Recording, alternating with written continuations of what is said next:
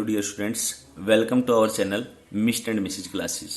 तो आज की वीडियो में हम क्लास 12 चैप्टर 6 की एक्सरसाइज 6.1 जो चैप्टर है वो आपका एप्लीकेशन ऑफ डेरिवेटिव और जो एक्सरसाइज है वो आपकी रेट ऑफ चेंज के ऊपर है। ठीक है, तो रेट ऑफ चेंज के क्वेश्चन सोल्व जो हमने इसके प्रीवियस वीडियो में सोल्व करे थे, क्वेश्चन नंबर 1 to 7, उसमें हमने एक डिस्कस करा था पर्टिकुलर एल्गोरिदम। जो ये 6 पॉइंट बताए थे मैंने, ये 6 पॉइंट अगर हम ऑर्डर में ये 6 पॉइंट अगर फॉलो करते हैं तो आपके सारे रेट ऑफ चेंज के क्वेश्चन इजीली सोल्व हो जाएंगे। तो सबसे पहला आपका क्या था कि रीड द क्वेश्चन केयरफुली, कि जो भी आपका क्वेश्चन उसको केयरफुली रीड करो। सेकंड, रिलेटेबल डायग्राम बनाओ। Third, identify the given and ask derivatives. Next आपका कि अप्लाई द रिलेटेबल फॉर्मूला, कि जो भी फॉर्मूला आपके पास क्वेश्चन में रिलेटेबल हो वो लगाओ। नेक्स्ट, डिफरेंशिएट द फॉर्मूला, जो फॉर्मूला आपके पास है उसको डिफरेंशिएट करो। और लास्ट आपके पास put the value of given constant in differentiation, ये कांस्टेंट की वैल्यू लास्ट में ही पुट करनी है। ठीक है, तो इस वीडियो में हम question number 8 to question number 12 discuss करेंगे। तो क्वेश्चन नंबर 8 देखो क्या कह रहा है। A balloon which always remains spherical on inflection is inflated by pumping in 900 centimeter cube per second.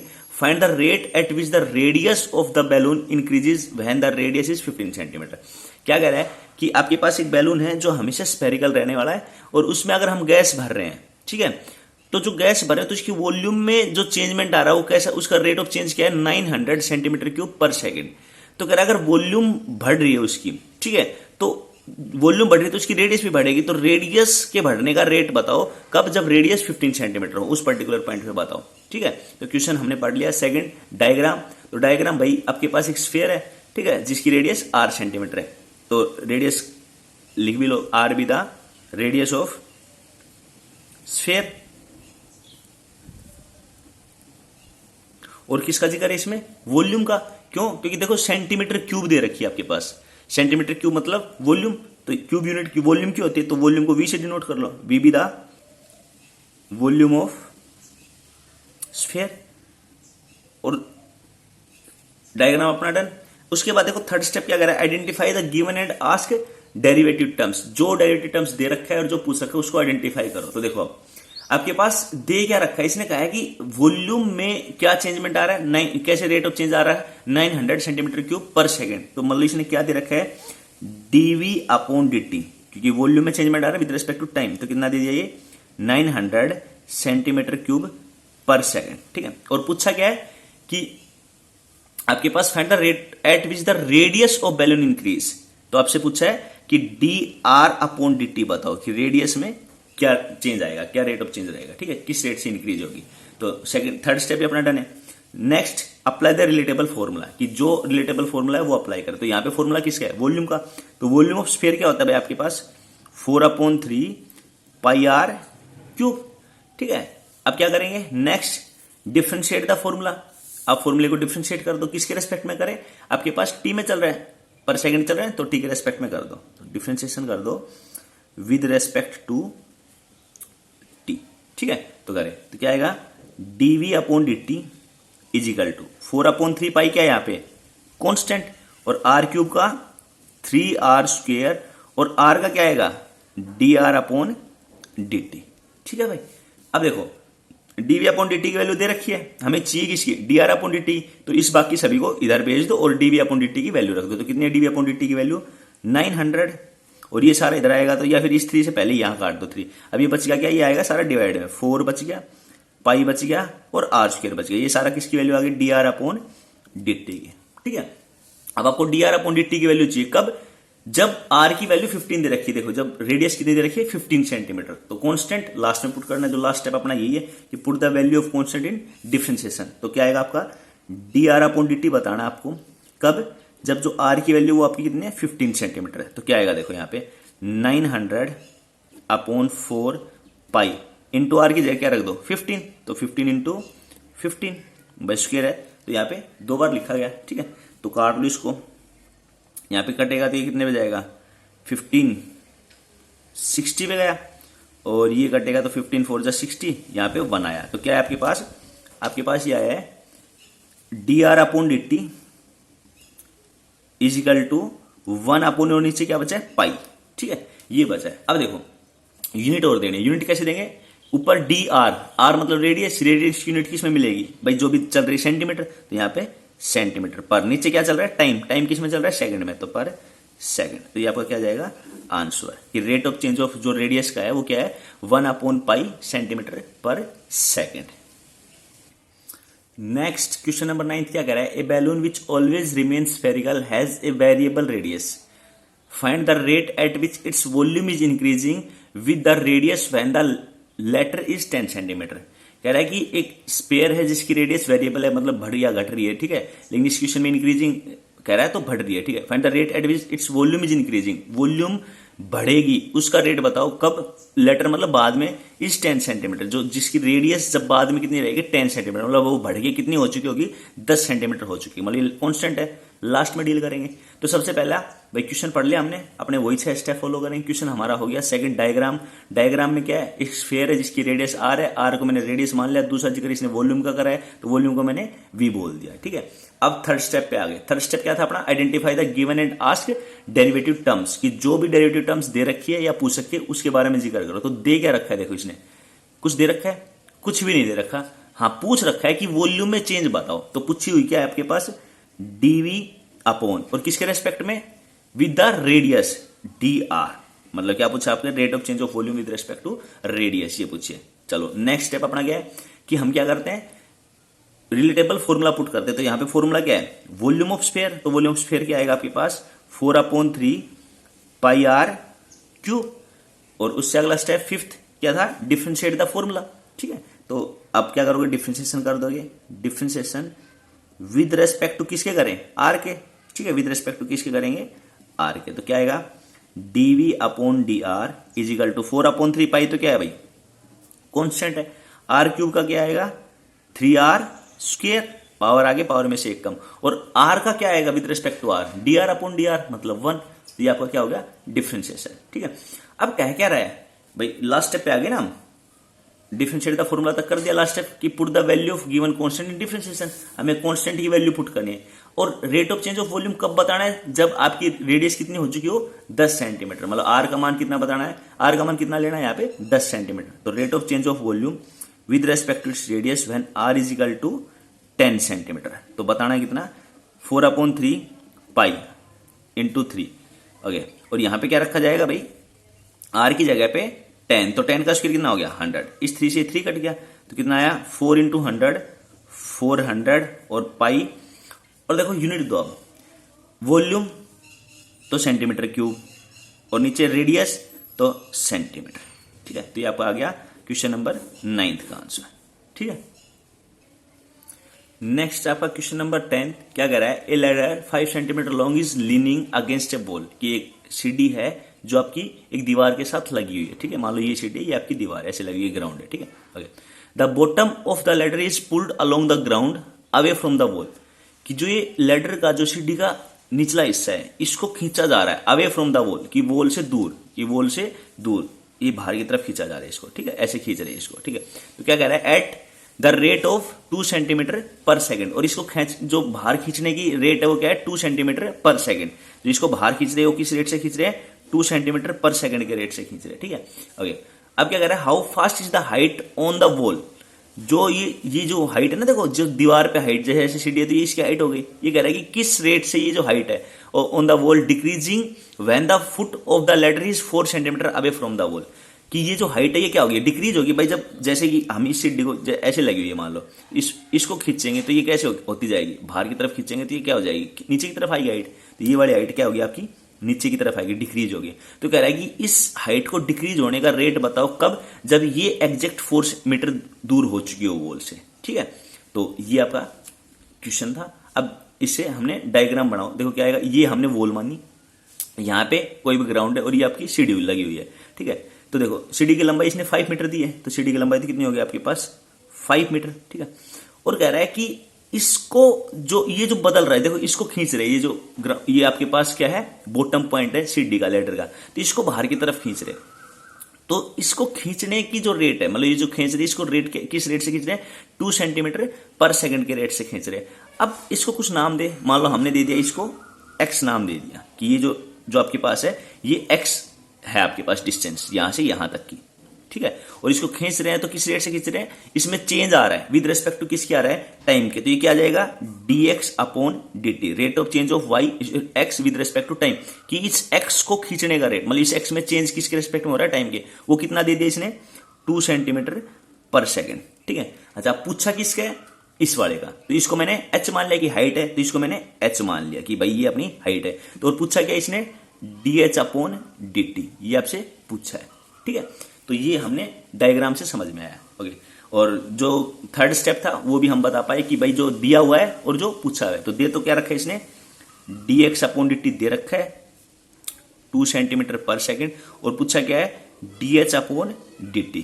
ठीक है, ये आपसे पूछा है। ठीक है, अब नेक्स्ट स्टेप क्या था अपना, अप्लाई द रिलेटेबल फॉर्मूला, कि हम फॉर्मूला अप्लाई करें। अब रिलेटेबल फॉर्मूला यहाँ पे क्या आ रहा है, देखो यहाँ पे क्या आ रहा है, आपको क्या दिख रहा है, ये राइट एंगल ट्रायंगल दिख रही है भाई, आपके पास राइट एंगल ट्रायंगल है, और इसको खींचेंगे तो भी भाई मान लो यहाँ पे अभी राइट एंगल है, और इसको और आगे खींचेंगे भी नीचे आएगी, तो ये तो राइट एंगल ट्रायंगल ही रहेगी। ठीक है, क्या रहेगी आपके पास, राइट एंगल ट्रायंगल ही रहेगी, तो इस पे पाइथागोरस थ्योरम लग जाएगी आपकी। ठीक है, तो आपके पास क्या लगाएंगे हम, पीजीटी थ्योरम लगा देंगे, पीजीटी। ठीक है, तो यहां से अप्लाई करो पीजीटी, तो क्या आएगा यहाँ पे, देखो भाई ये मान लो h है, तो h का स्क्वायर प्लस ये x का स्क्वायर इज इक्वल टू ये 5, तो 5 का square.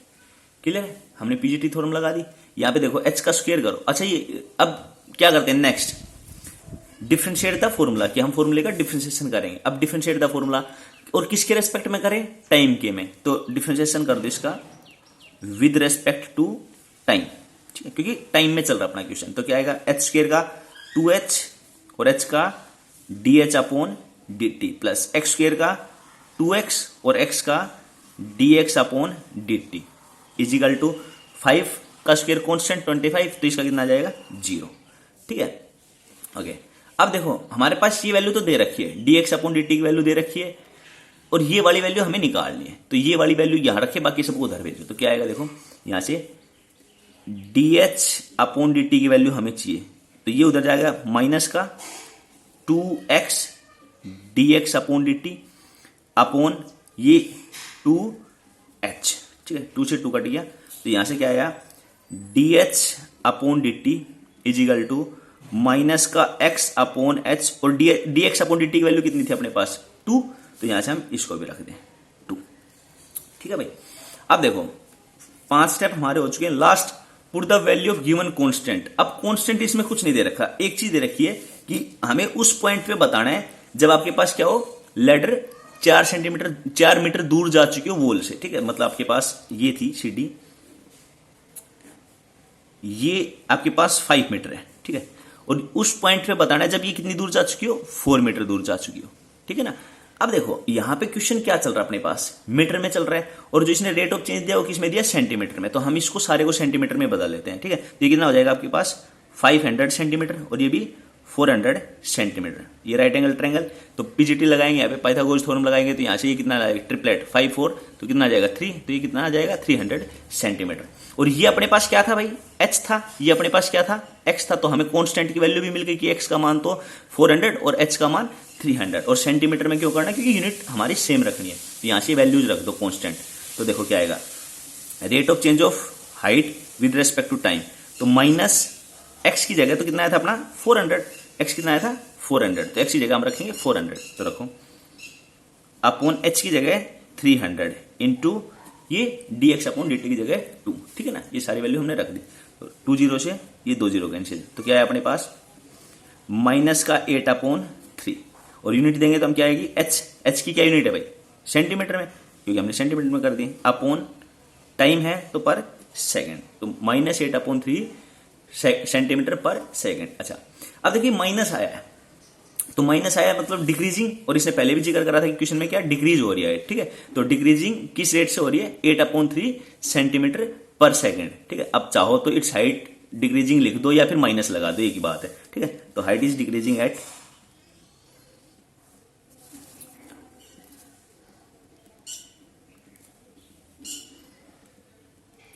decreasing at the rate of 8/3 centimetre per second. Decreasing word use कर दिया तो नेगेटिव लगाने की जरूरत नहीं है। ठीक है, डिक्रीजिंग का मतलब अपने आप नेगेटिव है, ठीक है। तो ये आपका आ गया question number 10th। Next question number 11th क्या कह रहा है, a particle moves along the curve 6y is equal to X cube plus 2, find the point on the curve at which the y coordinate is changing 8 times as fast as the x coordinate, ठीक है। कह रहा है कि आपके पास एक curve है जो 6y is equal to X cube plus 2 है। तो ये जो कर्व है ये आपके पास अप्रोक्स ऐसे कुछ बनेगी, ठीक है। और इसको आप मतलब एक रफ बनानी है, ठीक है, रफली बनानी है। इसके ऊपर कोई पॉइंट बताना है आपको, मान लो कोई भी पॉइंट आपके पास है एक्स वाई, कोई भी एक्स वाई पॉइंट आपको बताना है, ठीक है। कैसे, इसने कंडीशन दी है कि which the Y coordinate is changing. एक कंडीशन क्या है कि जिसका वाई का कोऑर्डिनेट मतलब वाई में चेंज आ रहा है, तो इसका मतलब क्या है, rate of change of y, rate of change of y आप लिख भी सकते हो,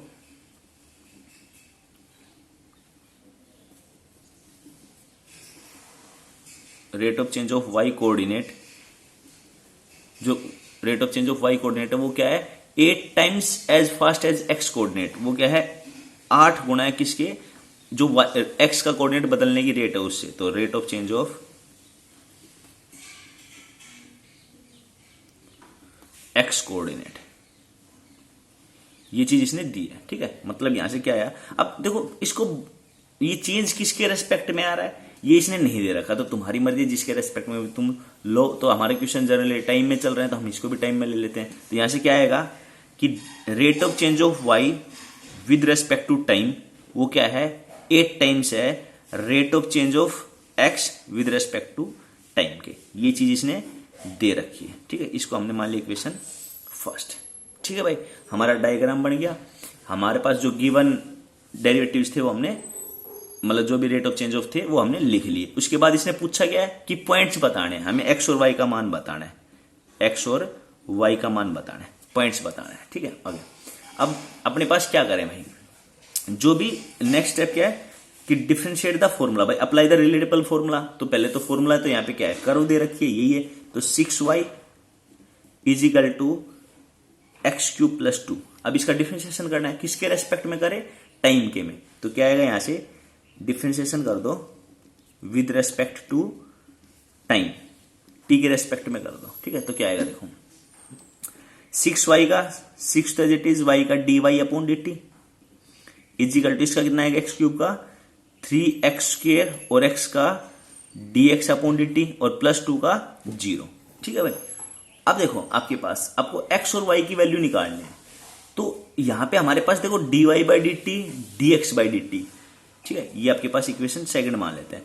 तो यहां से देखो dy बाई डी टी की वैल्यू हमारे पास दे रखी है 8 times dx by D T. तो यहां से dy बाई डी टी की वैल्यू रखेंगे तो dx बाई डी टी से dx by D T cancel हो जाएगा, एक्स स्क्वायर में टर्म बचेगी, वहां से x का मान निकाल लेंगे, ठीक है। तो क्या करेंगे, यहाँ पे dy बाई डी टी की जगह ये 8 times dx by D T रखेंगे। तो from equation first and second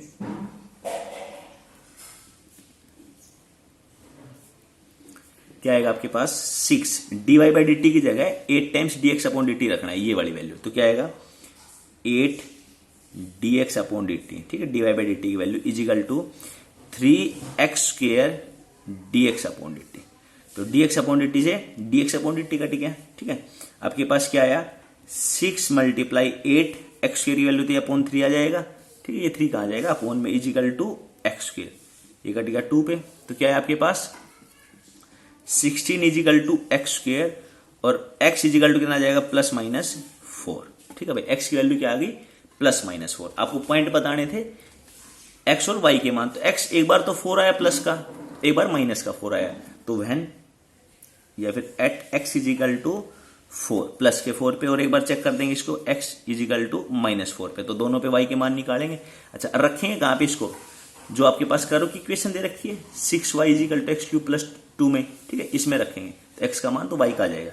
तो ये क्या आपके पास 6y is equal to X cube plus 2। तो यहां पे रखो x का मान 4। तो क्या आएगा 6y इज इक्वल टू 4 का क्यूब प्लस 2। तो कितना आया 6y is equal to 64 plus 2, 6y is equal to 66 और y इज इक्वल टू 11। ये काटेंगे तो कितने आएगा 11 पे, ठीक है। तो पॉइंट क्या आ गया आपके, तो पॉइंट क्या आएगा भाई, यहां से आपका एक तो x का मान तो 4 था और y का मान 11। एक पॉइंट तो ये आ गया।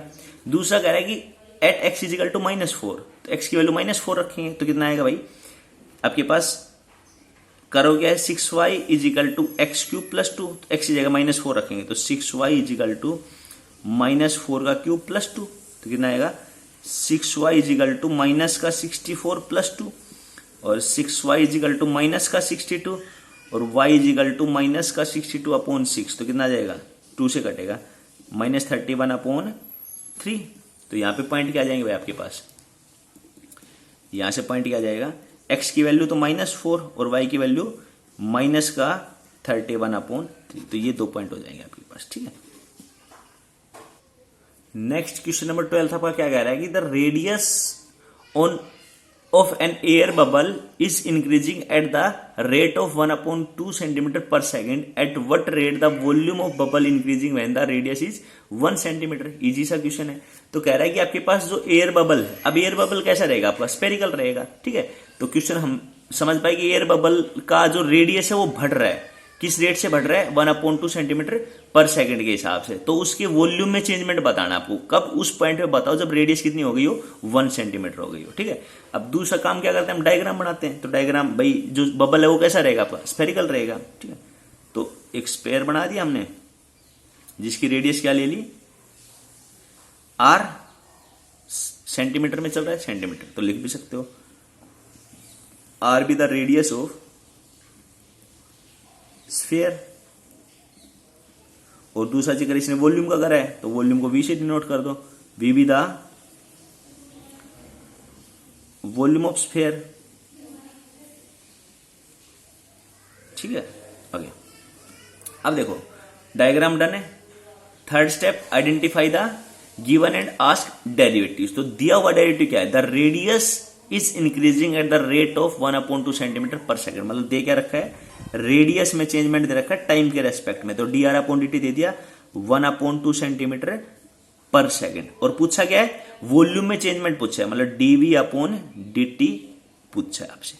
ठीक है भाई, नेक्स्ट स्टेप आपका क्या होता है कि आप क्या करोगे, अप्लाई द रिलेटेबल फॉर्मूला, कि फॉर्मूला अप्लाई करो। ठीक है, तो फॉर्मूला किसका रखोगे, वॉल्यूम ऑफ स्फीयर। तो वॉल्यूम ऑफ स्फीयर क्या होगा भाई आपके पास 4/3 पाई r cube. Okay, next step इसका डिफरेंशिएशन करेंगे। तो डिफरेंशिएशन किसके रेस्पेक्ट में, टाइम के में। तो differentiation with respect to time, तो क्या आएगा dv/dt is equal to 4/3 pi क्या है, कांस्टेंट है। r क्यूब का क्या हो जाएगा भाई, पावर आगे पावर में से एक कम 3r²। और देखो टाइम के रेस्पेक्ट में कर रहा है तो r का कितना हो जाएगा dr/dt।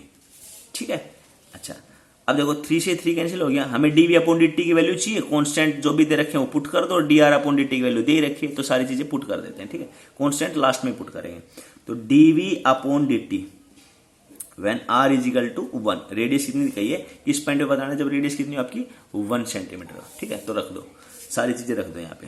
तो 4 पाई, r की जगह 1 तो 1 का स्क्वायर, और dr/dt की वैल्यू कितनी है अपने पास 1/2, तो यहाँ पे क्या जाएगा 1/2। ठीक है, तो ये 2 से ये कैंसिल हो गया, क्या आएगा 2 पाई, 1 का स्क्वायर 1 ही रहेगा, मल्टीप्लाई करेंगे तो कोई फर्क नहीं पड़ेगा। अब देखो यूनिट देते हैं इसकी, वॉल्यूम तो सेंटीमीटर क्यूब, और नीचे टाइम तो सेकेंड।